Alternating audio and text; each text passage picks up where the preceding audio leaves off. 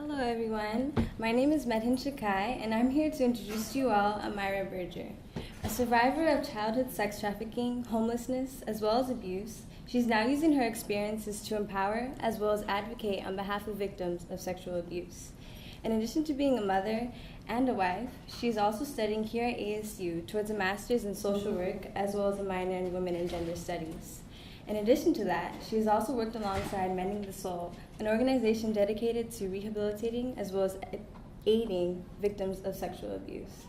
So without any further delay, please join me in welcoming Amira Birger.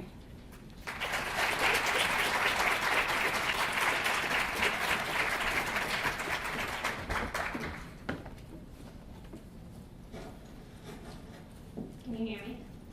Okay, great. Well, thank you so much for having me here today. I am so excited to talk to you guys, and I will be available afterwards to answer any questions and at the end. So I'm going to start off by telling you a bit about my story and how and what was lacking in my life growing up that that could have helped me at that time that wasn't there, and what I'm doing about that now. So the beginning of my story is a little graphic and a little, well, it's kind of graphic. So if anything is triggering for you, please don't stay.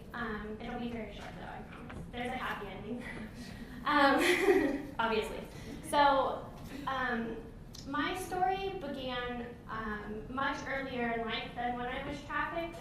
I was raped for the first time when I was 6 years old, and after that I never told anybody because my uncle told me that if I promised not to do it again, he wouldn't tell my mom. So I automatically thought that that was my fault. And so I never told anybody, and I started exhibiting all these different signs, but my parents and educators and a lot of people in my life at that time didn't really understand why I was acting out, and they attributed it to the divorce between my parents. So at that time I was raped and my parents divorced in the same year. I then started being molested by another family member after that from ages 7 until 12. When I came back home to go to school after being raped, I started withdrawing in school. I was being sent to the back of the class a lot. I wasn't making friends easily anymore, and I was really being ostracized from the rest of the community and even people in my family. I became the dirty girl, and I didn't take good care of myself. I didn't brush my hair or want to take showers, and that continued until I was about 12 when I started cutting. Prior to that, because my parents didn't have an understanding of what was going on with me and I was this rebellious child, they kept sending me back and forth between each other trying to see which parent could help me. And so I went to 13 different schools before the age of before 8th grade. So I had a lot of instability. I dropped out of school in 8th grade. I pretty much did whatever I wanted at that time because my mom worked 3 jobs. And by the time I was 14, I was dabbling in meth, and I got really addicted, and I got into a very abusive relationship with a boy who was about 3 years older than me, and he actually was running a meth lab at the time. And I got really sucked into that whole lifestyle. I was being physically and mentally and sexually abused by my boyfriend.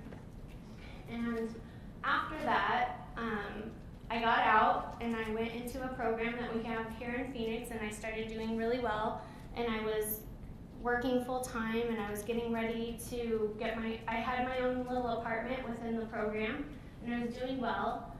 I was 16 at the time, and I started going to GED classes, and I was ready to get my life together. Well, then I decided to move back in with my mom to help her because I got food stamps, and that was like gold to my mom.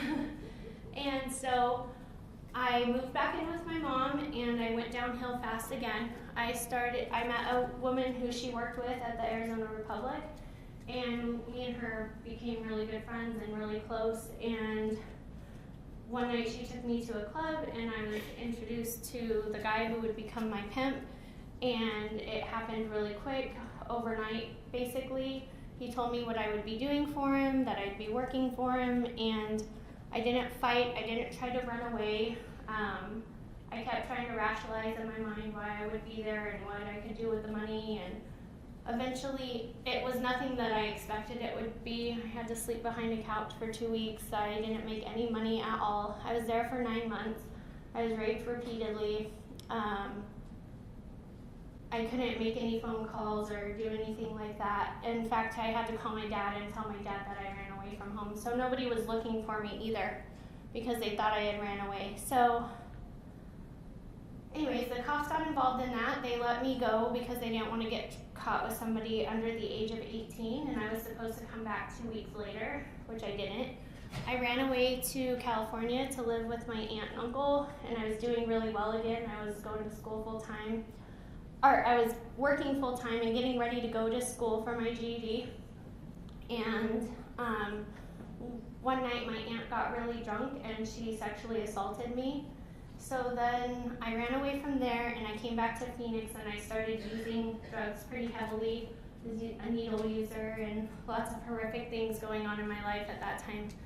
And I was eating out of dumpsters and like sleeping in parks and 75 pounds. So I was really at my lowest. And then by some crazy string of events, my grandmother passed away, and I had stayed clean for about a week, and I was on my way to pick up some more drugs when I actually met my husband in this fluke accident.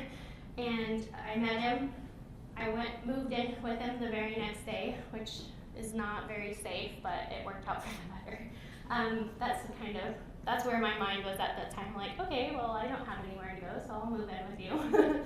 So I moved in with him on October 31st of 2003, and this April we're celebrating 9-year anniversary, and we're doing amazing. I have 4 beautiful, beautiful, amazing children, and in 2009, I decided to finally go back to get my GED. I went in, I passed it, and then I started and enrolled in college the very next month, and I got a 4.0 my first semester. Then I got a full ride scholarship to finish my associate's degree, which I finished back in May. Then I got another full scholarship to attend ASU, and I'm finishing up my bachelor's and going straight into my master's next summer. And after that, I'm getting my LCSW so that I can practice counseling and therapy and do a ton of other things that I plan on doing, which is way too long to list. And eventually going for my doctorate. I'm getting my minor in women and gender studies, and I plan on going through the Emerge Arizona program so that I can do policy and hopefully run for Senate at some point. Anyways, so my story is pretty extreme sometimes, but I think that everybody has their own story and their own pain that they deal with, and that if we don't deal with it, that it can really affect our lives. So after I had gotten out of all of that, and I had my husband and I had my daughter, and I was like living this happy mommy life, I had never dealt with any of the stuff I had went through, so it was really starting to cause some problems. I had post-traumatic stress disorder. I had a lot of things going on that were affecting me, and I was starting to scream at my kids, and I almost lost my marriage. And it's because I just pushed it all behind me and I never fully dealt with it. It wasn't until after I dealt with it that I started to become so empowered and love who I am as a woman, as a mom, as a wife, as a person, as a whole, and know who I am, where I didn't even know my favorite color 6 years ago, because I had only ever looked at other people to see how I should act. And now I'm coming into this knowing who I am and what I want to do and where I want to be, and it's not because I'm influenced by people, but I'm not modeling people. I'm modeling who I want to be. So, and that only came through my own healing. It didn't come from really reading a self-help book somewhere along the line, which I thought I would, but. So some of the things that were lacking when I was growing up was education around the effects of abuse. So in the school system, even though I had switched schools 13 different times, I had never once had one single counselor or psychologist or teacher sit down and talk to me and try to figure out what could possibly be going on with me. I didn't have friends, I didn't have a social group, I didn't do my work. I went from having all A's and B's to having like D's and C's, and always getting in trouble, and not getting in trouble for being like malicious or anything. It was more getting in trouble for talking too much and lying all the time and telling very extravagant stories. So, I mean, very extravagant stories. I faked a car accident when I was 16 just to get attention. So I really, really was looking for that attention, and I wasn't receiving it. And my parents didn't know how to react. My teachers didn't know how to react. And if they would have been given even just a little bit of education on what how sexual abuse affects children, then they might have seen what was going on with me. I had every textbook symptom of sexual abuse, but nobody noticed. And so that's definitely one of my big passions now, is trying to educate our education system, because teachers are our number one reporters. They see the most kids coming through their door all the time, and they don't really receive that much education on what to look for or how to react to it. And we have all these issues that happen. Like, they do want to react, but they can't, because they feel like if they call CPS, nothing's going to be done. And they're working with kids and lesson plans and all sorts of stuff all day, and trying to be great teachers and trying to give these kids hope in life and learning. And they still have to think about, is this kid being abused at home, and what do I do with them? And then our administrators have to think about, do we call CPS? And if we do call CPS and nothing happens, then why is that kid going to tell us something the next time it happens? So there's a lot of stuff that we have to deal with within that system to try to get it to the point where kids feel safe to disclose. I've gotten the amazing opportunity to speak to an entire high school before, several of them actually, even Brovey High School actually. And I've spoken in front of like 2,500 students, 1,300 students, and every time that I've spoke, over 100 kids have came up to me to tell me about their abuses that they've experienced in their lives. And these are junior and senior kids in high school, and they're disclosing for the very, very, very first time. And while I love it, and I'm so thankful for them to disclose to me, I should not be the one that they're disclosing to. They should have a safe place within their school to disclose that prior to me coming on the scene. And I think a lot of that comes from my courage to tell my own story, gives them courage to share their story, and we should have that ability within our school system. So that's one of my big passions. I'm working on that right now with a group called Volviendo, but we're calling it Sex Trafficking Education Movement. And we're going to be going into schools and providing that type of education as more of a movement, and hopefully that'll work out. So that's one thing. Let's see, what else is missing? There's a lot missing. Okay, so programming for victims of sex trafficking is another one of my huge passions, because we have, there's kind of a fad going on right now with everybody jumping on the bandwagon with sex trafficking, and I'm very excited about that. But we've got all these like makeshift shelters coming up where people's like, oh, I want to start a shelter, or oh, I want to do this and I want to do that. So that's what they start doing, is building these shelters, and there's not too much survivor-informed care going on.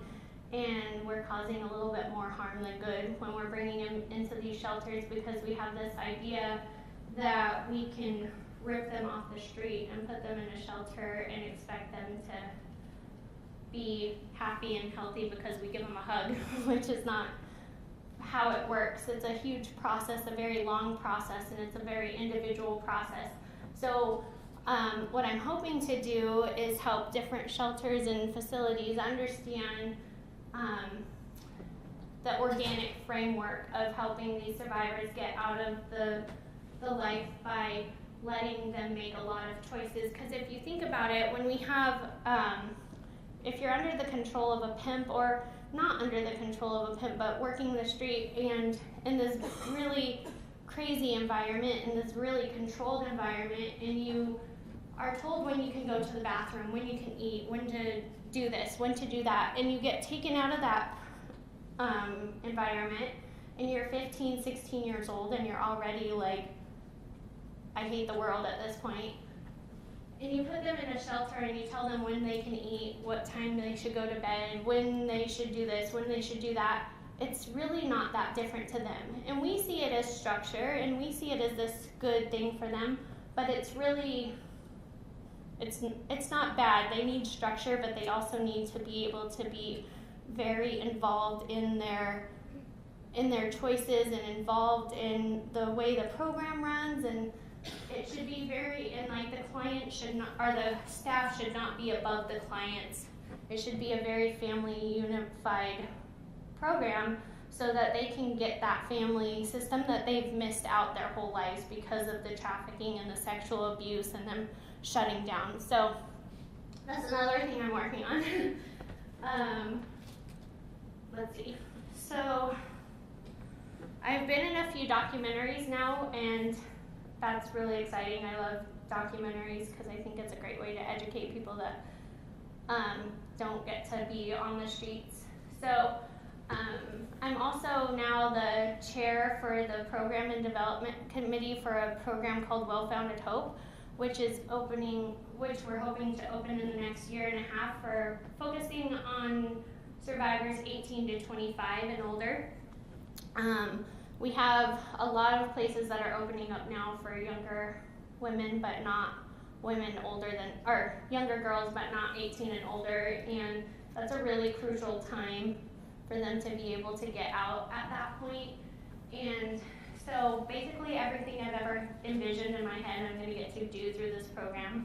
So I'm very excited about that. I'm going to have a community garden, equine therapy, all sorts of fun stuff. And so on top of all that, I'm going to school full time with 4 kids, and I'm a soccer mom and all that. So I think that one of my biggest passions is to help people find their own voice within their own stories. So we hear a lot, like, be the voice for the voiceless, and I totally understand that concept, and I agree with it. Like, as far as like making policy and making changes within the community and being the voice for the whole when we're trying to make something happen. But as far as being individuals, I don't think we should ever be their voice, because they have their own, and they can be just as loud as we can be if we empower them first. And so that's really so like all the stuff I'm doing kind of comes down to that, because I believe so much in empowerment and like personal success, because I've seen some people go through the most horrific things you can think of and come out on the other end to be the most amazing, successful, powerful voices for whatever causes or whatever actions that they're trying to do. And so I think that if we as a society really started talking about our feelings, I know that's crazy, but like, if we really started talking to each other about the things that we've gone through and giving other people permission to share, that they'll start their own healing. And I mean, it's not as simple as that. I understand that it takes a lot of work, but I've got a couple of stories that are so crazy. So I pretty much, my kids hate it because I'll talk to everybody in the grocery store line and they're like, can we just pay and go? Because I'm like, hi, how are you? And so every time I'm on an airplane, like flying to go speak at a conference or something, I don't know if I attract people who have experienced like horrific abuse in their lifetime, but I seem to sit next to them, and I'm thinking that's not because I'm attracting them, because it's assigned seating, obviously, but I think it's because it happens so much more than we want to admit that it does. And the first time I sat on a plane, I spoke to a guy, and he was 42 years old. He had had the same job his whole life, and he lived in a small little farming town and never left this small little town in Alabama. And he was flying here to Phoenix to pick up his nephew and drive him back. So he was flying here so they could drive back together. It was the first time he'd left the town, really, except like little towns around him. And so he's like, so where are you going? And I told him, well, I'm going to, because my opener is probably what it is, but I'm always like, I'm going to speak about sex trafficking. So, so he's like, what? That happens here? So I told him, I was telling him about it, and he just like starts breaking down, and he's like, I was sexually abused by this woman from the age of 9 to 15, and he tells me his whole like life story in that. And after that was all done, I was having a stressful day because my car had broken down and my husband couldn't come pick me up, and I didn't know how I was going to get home from the airport, which is a totally normal day for me, by the way. And he kind of overheard, and he's like, please let me pay for a cab for you. And I'm like, okay. So, well, I wasn't like that. I was like, I don't know. And he's like, please, I've told you more things in the last 3 hours than I've told anybody in my entire life. Can you let me pay for a cab? So I said, yeah. So he did, and my water was about to get shut off that day. And when I went to hand the cab driver the money, I thought he had given me two $20 bills, but he gave me two $100 bills. And I paid for my cab. It was $49, and my water bill was $151. And I got to keep my water on that day. Anyways, that's one crazy story. Then the next time, so a couple of months ago, I was going to Miami, and I was sitting next to this girl, and of course, again, I started up with my opener. Yeah, I'm going to speak about sex trafficking, blah, blah, blah, blah. So she's like, oh, I'm really into like sexuality of women and blah, blah. I'm like, well, so am I. I'm doing my minor in women and gender studies, and we started talking. And so I started talking about why I think sex trafficking happens, which of course is abuse and neglect and poverty and all these things rolled into one that go into it. And she goes, are you sure? Do you think it always happens that way? And I knew in that moment that she was a prostitute herself, and that's why she was asking me that way. Anyways, for the next 4 hours, we spent talking about her entire life and how she's currently prostituting to put herself through school and all these, and I was not at all judgmental because I love her to death and we're really good friends now, but anyway, so, but I always think like I take so much from those stories too, like they empower me, because here I am sitting on this plane with this girl who I would have never expected was prostituting at that point, okay? And who people look at me and always think, well, one, you're way too young to have 4 kids, and 2, you don't look like you were trafficked, because we have this look, I guess. And I did the same thing to her, right? And she gave me so much to think about and to chew on, and so did that guy that I met 3 years ago on the plane. And just last week, I sat next to a pimp's brother on a train. And yes, he told me that after 4 hours of conversation. And I wasn't going to a sex trafficking conference. I was coming home from vacation, so I didn't even open with that one. So anyways, but I've gained so much from that conversation. Like, I love these connections that I make with people, and I love being able to share those connections, and hopefully people can start sharing their own stories and opening up to other people, because I think that's the most empowering thing for me, because abuse and sexuality and all of those things are very hush-hush in our society. Even though we have tons of documentaries on the perfect vagina and whatever, we still don't talk about it very openly, and abuse and neglect are going on almost in every person's background. And if we can't share our own stories, then we shouldn't expect other people to share their stories with us. So anyways, I'd love to open it up for Q&A.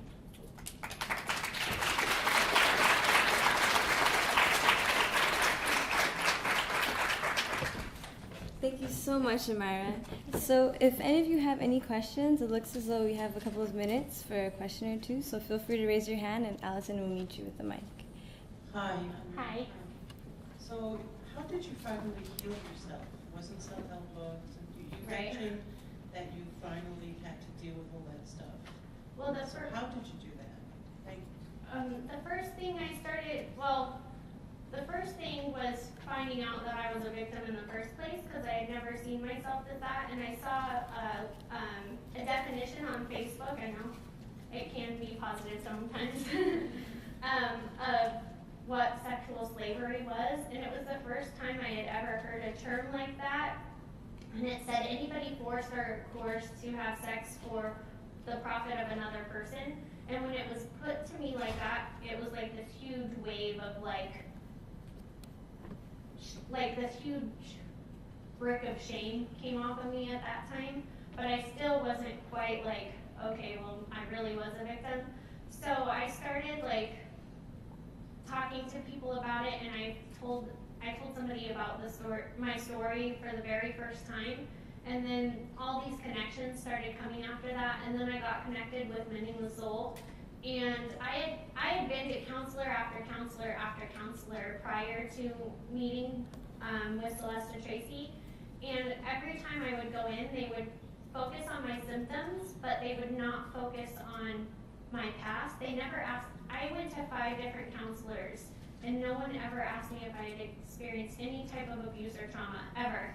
And so they kept diagnosing me with bipolar disorder and postpartum depression and all this other stuff. So I went, so I was done with counselors at that point because it wasn't helping and I was actually getting worse.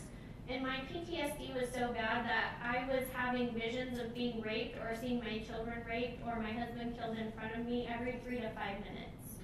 So that's how I was living my life. And it was, and when I would go to sleep, it was the same thing. Like all my nightmares were about my children being raped or me being raped, or I couldn't walk by cars because I thought somebody was going to grab me out from under the car. Like it was bad. But they said that that was bipolar disorder and schizophrenia and all this stuff. So the first thing she had me do was make a timeline of the 10 most horrific things that had happened to me and the 10 most positive things that had happened to me. And once I started doing that timeline, so the first thing I put on there was the rape at 6. And then me being ostracized at school, and then this molestation. It took a long time for me to really grow that, but that helped me so much because before I thought of all of those events as very single events, like I was trafficked, I was raped, I was bullied, I was this, but actually all of them were very, very much intertwined together, and so they were like feeding on. So if you look at my timeline, it kind of goes like negative, and then it like gets bigger and bigger and bigger as the time goes until I was out of it, because each experience got worse and worse and worse, and they fed into each other. So understanding like what abuse was and what shame was and toxic shame and understanding all of that stuff was really what helped me. So I went through a lot of intensive therapy with her, and she focused on my past, not my symptoms. And I think as a society we tend to focus on symptoms and not the root of the problem. Micro and macro, like we focus on symptoms, like we focus on bullying, which is a symptom, not the issue itself. You know what I mean? So once I started focusing on the root of the problem and understanding it, it's kind of been like this catalyst of change for me. Thank you for sharing such a personal story, Amira. My name is Birger. Just out of curiosity, I know that with trends for people who've been victims of sexual abuse, they either sometimes repeat the pattern as adults or they become sort of overly cautious. You mentioned that you're the mother of 4 children. I'm assuming they're probably relatively young. But how much of your past do you share with them? And do you find that you are sort of overly concerned with, them sort of potentially being the victims of an assault in the future? I don't think it's unfair to assume that any woman could be the victim of assault at any time. So I think that I'm cautious of it, but I wouldn't say that I'm overprotective. Like, I won't let my kids stay the night just because a friend invites them to come stay the night. And I talk to them like I have a 14-year-old, and well, she'll be 14 next week, and she is really, like, I talk very openly with her about stuff. Like, I'm not gonna give her details of what happened to me. She knows I was trafficked. She knows that I did drugs. She knows those, like, she knows the story, but she doesn't know, like, the details, because that could be traumatizing to her. And sometimes I question myself on that, because I'm like, am I really hurting her? But a couple weeks ago, she had a little girl start school with them, and she's like, my daughter is everything that I'm not. She's like the captain of the cheerleading team, and she's straight A student, and she's in honors classes, and she's basically everything I wanted to be when I was growing up. And she had this little girl start school with her the other day, and she went and sat with her, and the little girl wouldn't really talk to her. She's like, I don't really want you guys sitting with me, and they're like, well, you know, because she's all perky too. And she's like, so she was persistent with it. Well, then she came home and she's like, Mom, I know why she's so withdrawn and won't talk to me. And I'm like, why? And she told me that she had been raped and like lives in foster care system and like all this stuff. And she really stuck with it. And she told her, this makes me cry, but she's like, well, she's like, I know how hard that can, she's like, I'm so sorry that you're going through that, but like, if you ever need somebody to talk to, my mom's gone through all of that too, and I would be happy to connect you with her. And I just like, when she told me that, oh my gosh, sorry. When she told me that, I almost bawled my eyes out, but I had to keep the mom face on for a second. Because then she'd be freaked out if I was like, ah! Which I wanted to be. But anyways, so I think sometimes, but how amazing is that for a little girl that just moved into the school, that doesn't have any friends yet, and has lived this horrific life, to come to my daughter and be able to tell her that, because she was open to it, and she was able to share some, share with her what I went through, not necessarily what she's gone through, but she still has that empathy that I don't think you can really teach without finding your own story first, So, yeah, I'm cautious, but I don't say I'm overprotective. Because I think that if we don't protect them, then who will? You know what I mean? So, and we talk about everything all the time. My kids are pretty trained too. Maybe a little overly trained. He looked at my butt. I mean, he was reading the back of your shirt. This is our last question, but if you have more questions for Amira, you can find her after the summit. Your story is really important. Thank you. Your story is not unique, unfortunately. This is more of a comment than a question. I'm sure there are many stories in this room. My organization works with 140 girls at Mingus Mountain Academy in Prescott, and they all have stories like this. This is America's dirty little secret. And until women start speaking out with this kind of courage that you have demonstrated today, until everybody speaks out with their dirty little secret, the men in Congress are going to keep making these laws. They're going to keep hiding what they do, and women are going to continue suffering. This is an incredible opportunity to speak up. She has demonstrated great courage. Everybody needs to have that kind of courage. And I thank you so much. Thank you.